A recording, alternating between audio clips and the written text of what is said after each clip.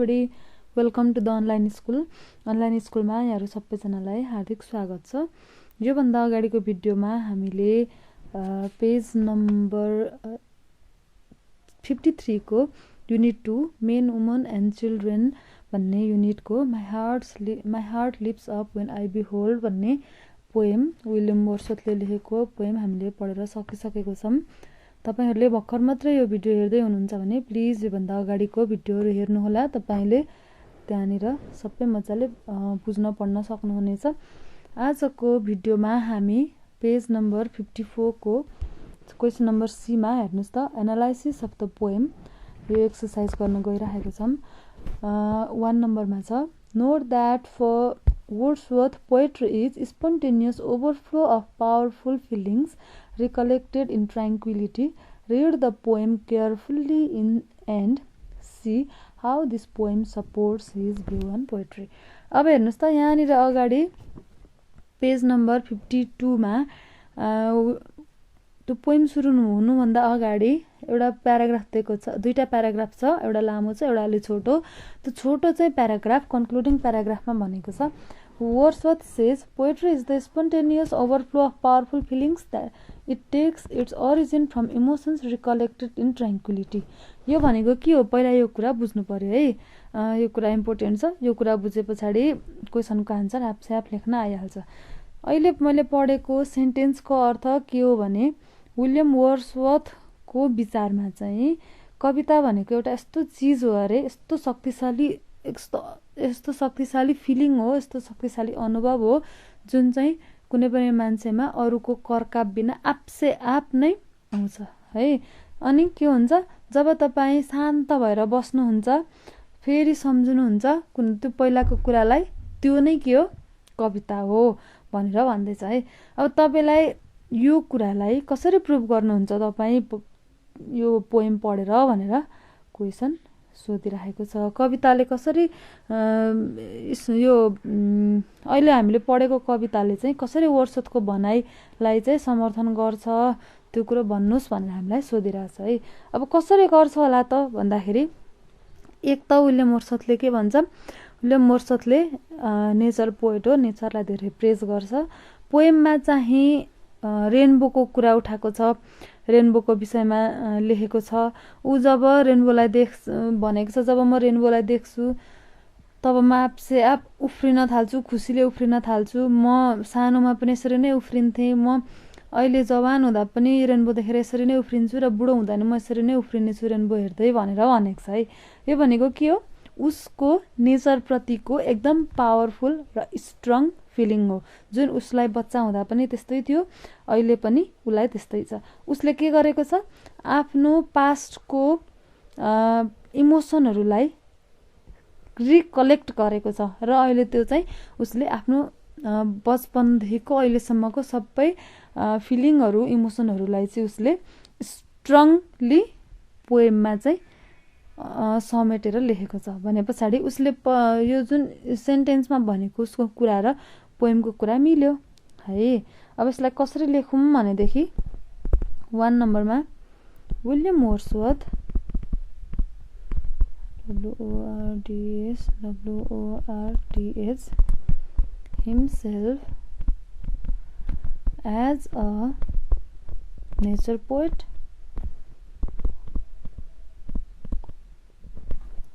he mentioned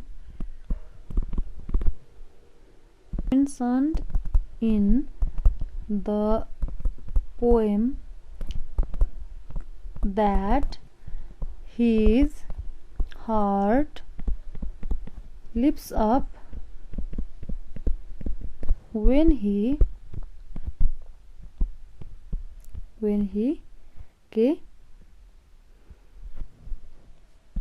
behold rainbow in the sky है। he used to feel same thing when he was a child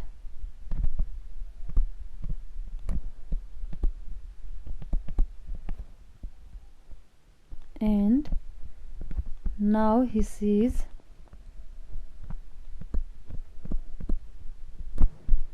the same rainbow in the sky. However, it reminds him of the past, of his past experience.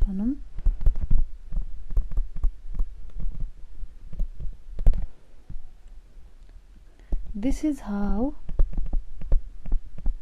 he recollects those emotions and his strong feelings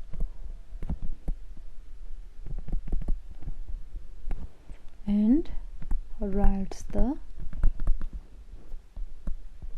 poem भनेर हामीले भन्न सकिम है। त्यस्तै गरेर अब नेक्स्टमा हेर्नुस् त question number 2 मा analyse this poem and see how the ideas are put together है। क्वेशन नम्बर 2 मा के भनेको छ भने analyse the poem and see how the ideas are put together. Lines 1 and 2 मा इफेक्ट देखाउन खोजेको छ, 3 र 4 मा पास्ट एन्ड प्रेजेन्ट, 5 मा natural continuation in the future, line number 6 मा a wish of continuation is broken, 7 मा the theme the present is the outcome of the past, so naturally the future will be the outcome of the present. त्यस्तै गरेर लास्टको लाइनमा a happy mood of relaxation after consolation है। यो कसरी हो भनेर हामीलाई वर्णन गर भनेर भनेको छ है।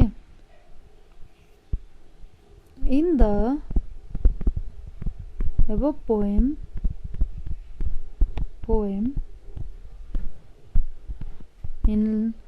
in line number in line कतिमा 1 and 2 the poet tries to show the effect of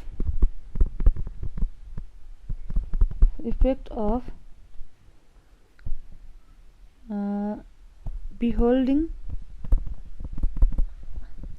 rainbow, which makes poet's heart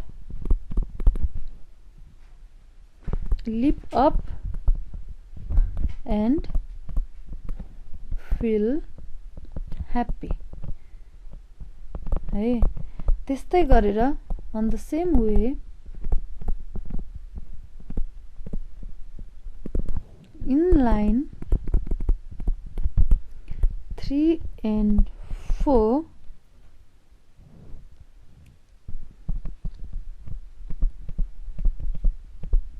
the rainbow was in the past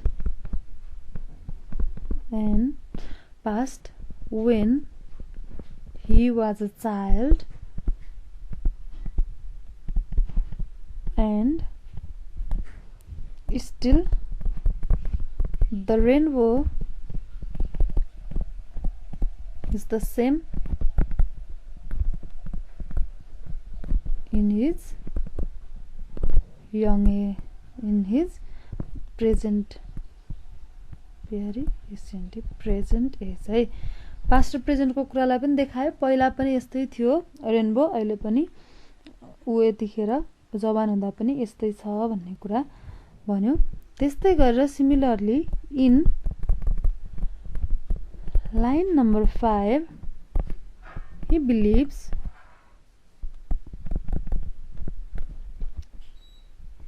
believes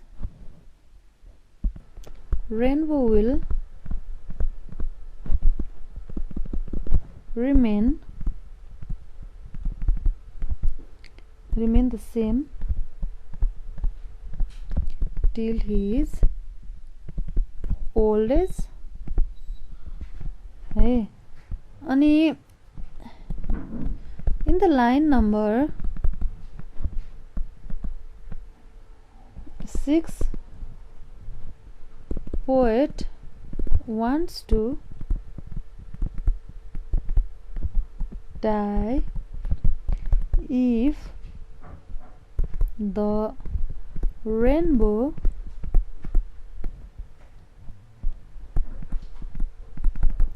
vanishes from the sky। अब लाइन नम्बर 6 मा के भनेको छ, जब rainbow चाहिँ आकाशबाट हरायो भने म पनि मर्न चाहन्छु भनेर भन्दैछ। त्यस्तै गरेर in line number 7, line number 7 मा आउँदा अब के भयो, poet believes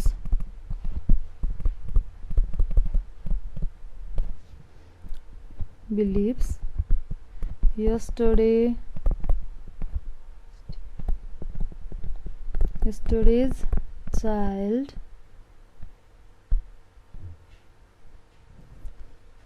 is a man of today and today's child will be the man of tomorrow।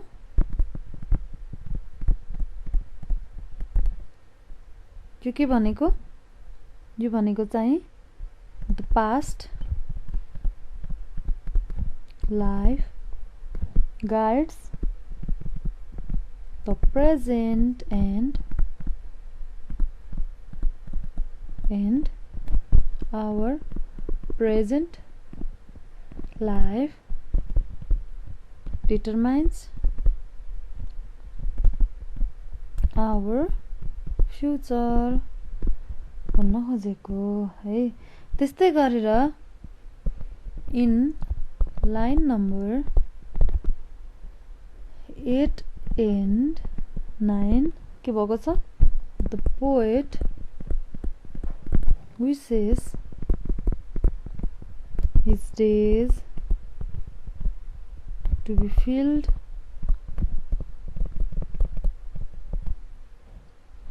with natural beauty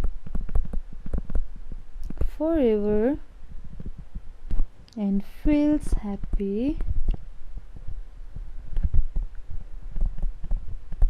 to keep the same relation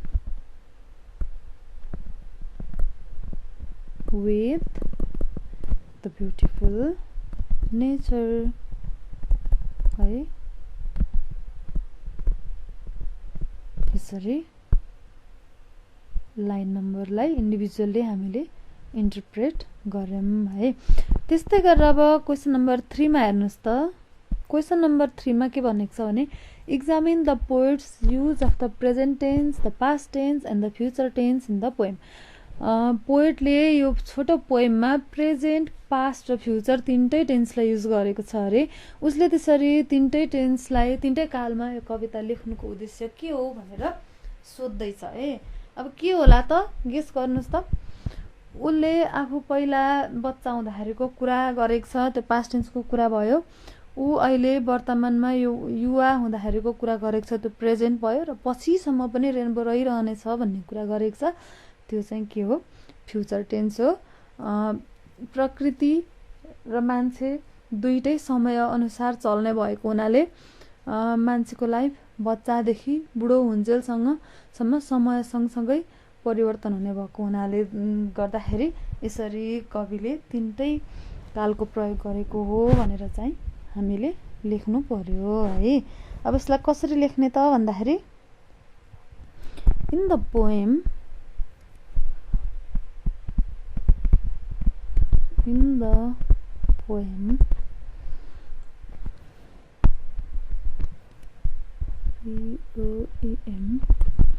poet uses all the tense to describe describe है the life and nature here he uses the past tense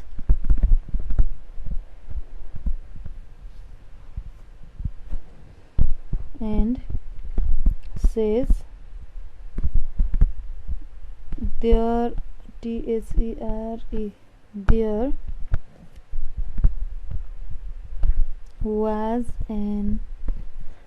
there was a rainbow in the sky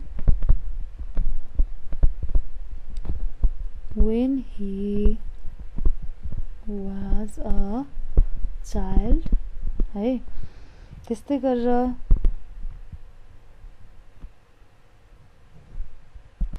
in the present situation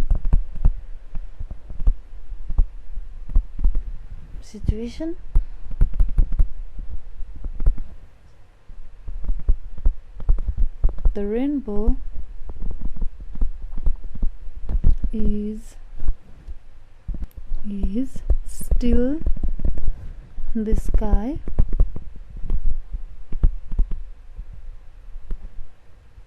as well as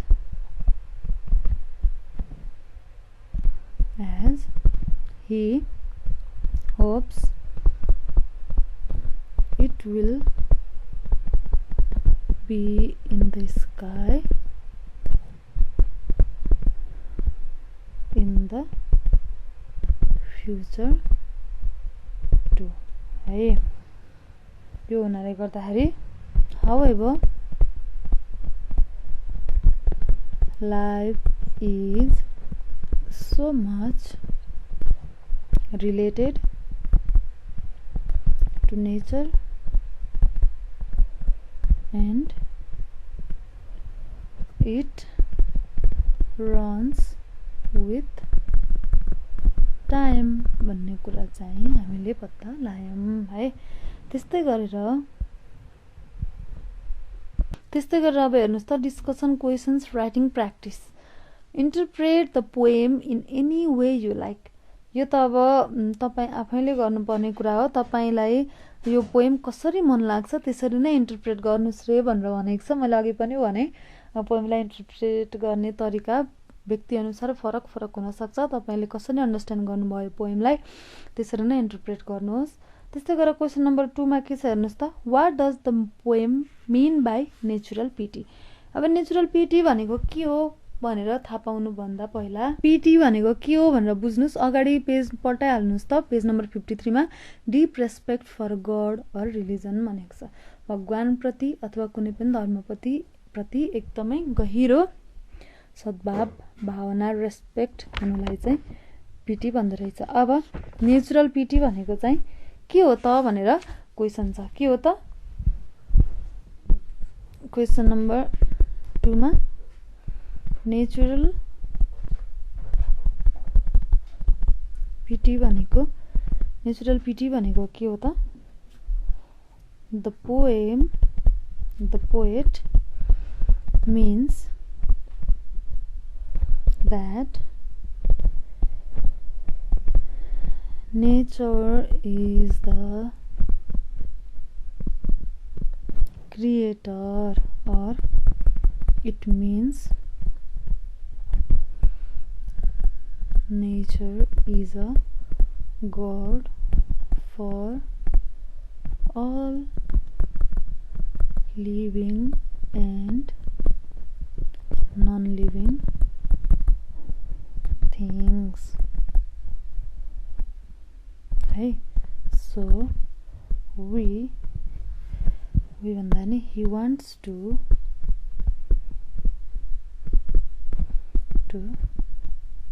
respect the nature from the depth of his heart. है नेचरलाई नै उसले भगवान मानेर चाहिँ नेचरको म भित्रैबाट चाहिँ एकदमै के गर्छु, रेस्पेक्ट गर्छु, सम्मान गर्छु भनेर चाहिँ भनेको छ। नेचुरल ब्युटी भनेको चाहिँ यो नै हो है। अब हामीले यहाँको एक्टिभिटीहरू एक्सर्साइजहरू गरेर सकेको छौँ। अब हाम्रो next chapter speaking of children भन्ने छ, बारबारा होल्यान्डले लेखेको है। यो हामी नेक्स्ट भिडियोमा गर्दैछौँ। स्पिकिङ अफ चिल्ड्रेन यो च्याप्टर पढ्नको लागि तपाईँले अर्को भिडियो पर्खिनुपर्ने हुन्छ, अर्को भिडियो हेर्नुपर्ने हुन्छ। ओके, अहिलेसम्म पढाएको कुराहरू तपाईँले मजाले बुझ्नुभयो होला। बुझ्नुभएको छैन भने मैले सधैँ भन्ने गरेको चाहिँ तपाईँले म्यासेज गरेर कल गरेर मलाई सोध्न सक्नुहुनेछ। मैले आफूले सक्दो प्रयास गरेर तपाईँहरूलाई बुझाउने नै छु। त्यतिन्जेलसम्मको लागि पढ्न बिल्कुलै नछोड्नुहोस्, पढ्नुहोस्, एकदमै पढ्नुहोस् है। एक्जामको लागि राम्ररी प्रिपेयर गर्नुहोस्। Okay, take care, bye by.